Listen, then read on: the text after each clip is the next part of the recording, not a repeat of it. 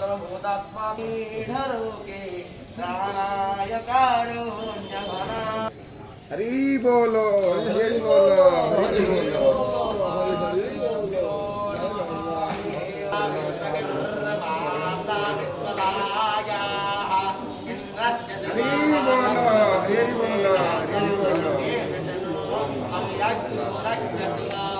अग्ने व्रतपते व्रतं चारिष्यामि तच्छाकेयं तन्मेराजताम् पितामह मन्त्रोतां चक्षुर्मयेति तस्मायुदगति तस्मायुदगति तस्मै त्वायुदगति तस्मै त्वायुदगति कर्मणि मां वेदाय माम्